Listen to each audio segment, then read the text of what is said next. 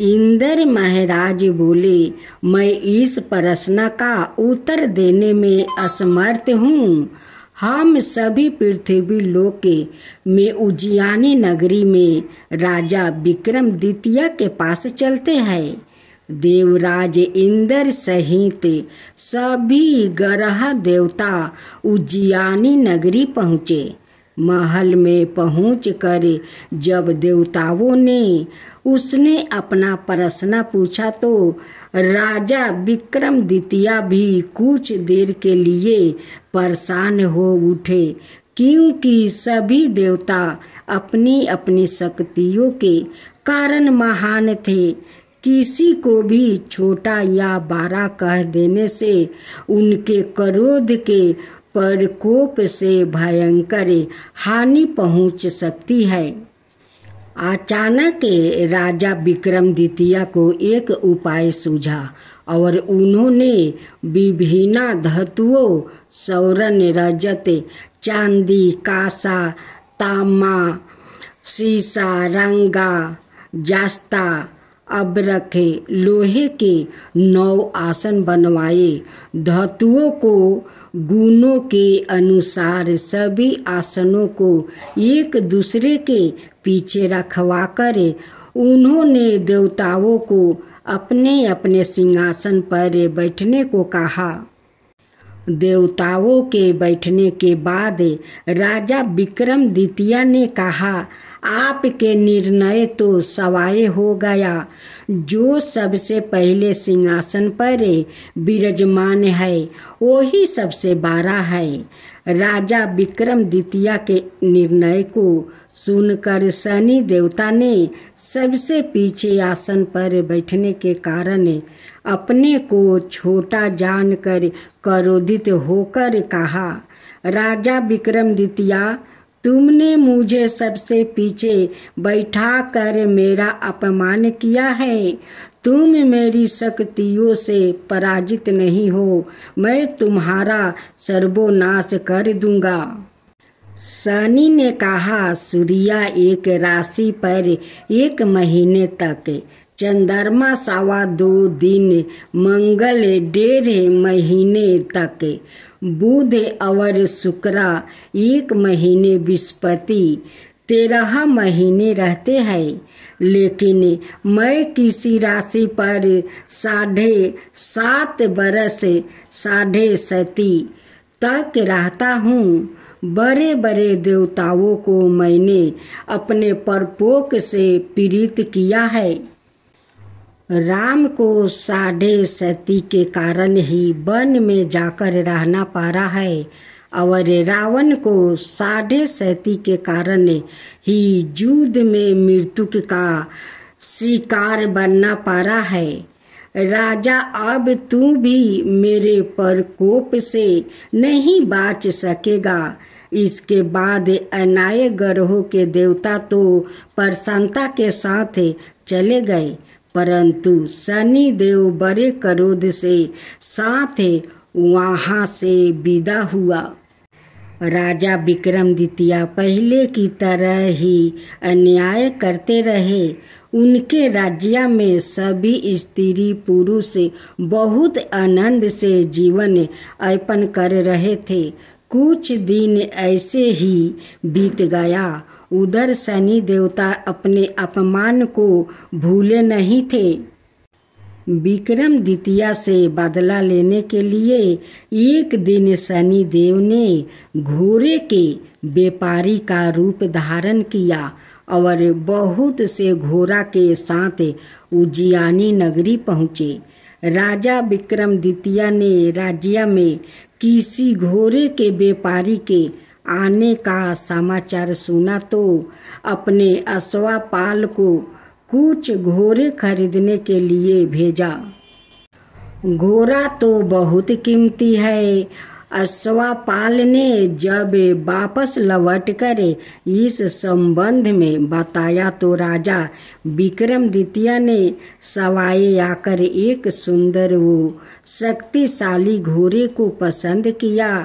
घोड़े की चाल देखने के लिए राजा उस घोड़े पर सवार हुआ तो वो घोड़ा बिजली की गति से दौड़ पड़ा। तेजी से दौड़ता हुआ घोड़ा राजा को दूर एक जंगल में ले गया और फिर राजा को वहाँ गिराकर जंगल में कहीं गायब हो गया। राजा अपने नगर को लौटने के लिए जंगल में भटकने लगा, लेकिन उन्हें लौटने का कोई रास्ता नहीं मिला। राजा को भूख प्यास लग आई। बहुत घूमने पर उसके एक चरवाह मिला। राजा ने उसने पानी मांगा। पानी पीकर राजा ने उस चरवाह को अपनी अंगूठी दे दिया। फिर उसे रास्ता पूछकर वहाँ जंगल से निकलकर पास के नगर में पहुँचा। राजा ने एक सेठ की दुकान पर बैठकर कुछ देर आराम किया। उस सेठ ने राजा से बातचीत की तो राजा ने उसे बताया कि मैं उज्जैनी नगरी से आया हूँ। राजा के कुछ देर दुकान पर बैठने से सेठ जी की बहुत बिक्री हुई। सेठ ने राजा को बहुत भगवान समझा और खुश होकर उसे अपने घर भोजन के लिए ले गया। सेठ के घर में सोने का एक हार खूंटी पर लटका हुआ था।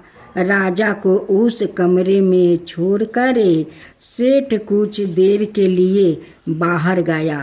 तभी एक आश्चर्यजनक घटना घटी। राजा के देखते देखते सोने के उस हार को खूंटी निगल गई। सेठ ने कमरे में लौट कर हार को गायब देखा तो चोरी का संदेह राजा पर ही किया, क्योंकि उस कमरे में राजा ही अकेले बैठा था। सेठ ने अपने नौकर से कहा कि इस परदेसी को रस्सियों से बांधकर नगर के राजा के पास ले चलो। राजा ने विक्रमादित्य से हार के बारे में पूछा तो उसने बताया कि उसके देखते ही देखते खूंटी ने हार को निगल लिया था। इस पर राजा ने क्रोधित होकर चोरी करने के अपराध में विक्रमादित्य के हाथ पांव कटवाने का आदेश दे दिया। राजा विक्रमादित्य के हाथ पांव कटवाकर उसे नगर की सड़क पर छोड़ दिया गया। कुछ दिन बाद एक तेली उसे उठाकर अपने घर ले गया और उसे अपने केलू पर बैठा दिया। राजा आवाज देकर बैलों को हाँकता रहा। इस तरह तेली का बैल चलता रहा और राजा को भोजन मिलता रहा। शनि के प्रकोप की 7.5 पूरे होने पर वर्ष ऋतु प्रभाव हुई। राजा विक्रमादित्य एक रात मेघ मल्हार गा रहा था कि तभी नगर के राजा की लड़की राजकुमारी मोहिनी रथ पर सवार होकर उस तेली के घर के पास से गुजरी। उसने मेघ मल्हार सुना तो उसे बहुत अच्छा लगा और दासी को भेजकर गाने वाले को बुला लाने को कहा। दासी ने लौट कर राजकुमारी को अपंग राजा के बारे में सब कुछ बता दिया। राजकुमारी उसके मेघ मल्हार से बहुत मोहित हुई थी। अतः उसने सब कुछ जानकर भी अपंग राजा से विवाह करने का निश्चय कर लिया। राजकुमारी ने अपने माता पिता से जब यह बात कही तो वो हैरान रह गई। रानी ने मोहिनी को समझाया, बेटी तेरे भाग्य में तो किसी राजा की रानी होना लिखा है, फिर तू उस अपंग से विवाह करके अपने पाँव पर कुल्हाड़ी क्यों मार रही है। राजकुमारी ने अपनी जिद नहीं छोड़ी।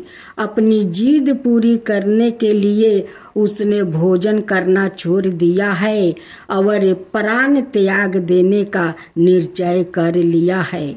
आखिर राजा रानी को बेबस होकर अपंग विक्रमादित्य से राजकुमारी का विवाह करना पड़ा। विवाह के बाद राजा विक्रमादित्य और राजकुमारी तेली के घर में रहने लगे। उसी रात सपने में शनिदेव ने राजा से कहा, राजा, तुमने मेरा परपोक देख लिया। मैंने तुम्हें अपना अपमान का दंड दे दिया है। राजा ने शनिदेव से क्षमा करने को कहा और प्रार्थना की, हे शनिदेव, आपने जितना दुख मुझे दिया है अन्याय किसी को नहीं देना। शनिदेव ने कुछ सोचकर कहा, राजा, मैं तुम्हारी प्रार्थना स्वीकार करता हूँ। जो कोई स्त्री पुरुष मेरी पूजा करेगा, शनिवार को व्रत करके मेरी व्रत कथा सुनेगा, उस पर मेरी अनुकंपा बनी रहेगी। प्रातःकाल राजा विक्रमादित्य की नींद खुली तो अपने हाथ पांव देख कर राजा को बहुत खुशी हुई। उसने मन ही मन शनिदेव को प्रणाम किया। राजकुमारी भी राजा के हाथ पांव सही सलामत देख कर आश्चर्य में डूब गई। तब राजा विक्रमादित्य ने अपना परिचय देते हुए शनिदेव के प्रकोप की सारी कहानी सुनाई। सेठ को जब इस बात का पता चला तो दौड़ता हुआ तेली के घर पहुंचा और राजा के चरणों में गिर कर क्षमा मांगने लगा। राजा ने उसे क्षमा कर दिया, क्योंकि यह सब तो शनिदेव के प्रकोप के कारण हुआ था। सेठ राजा को अपने घर ले गया और उसे भोजन करवाया। भोजन करते समय वहाँ एक आश्चर्यजनक घटना घटी। सबके देखते देखते उस खूंटी ने हार उगील दिया। सेठ जी ने अपनी बेटी का विवाह भी राजा के साथ कर दिया और बहुत से स्वर्ण आभूषण धन आदि देकर राजा को विदा किया। राजा विक्रमादित्य राजकुमारी मोहिनी और सेठ की बेटी के साथ उज्जैनी पहुँचे तो नगर वासियों ने हर्ष से उनका स्वागत किया।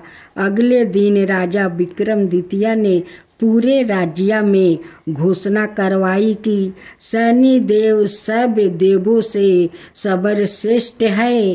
प्रत्येक स्त्री पुरुष शनिवार को उनका व्रत करे और व्रत कथा अवश्य सुने। राजा विक्रमादित्य की घोषणा से शनिदेव बहुत प्रसन्न हुए।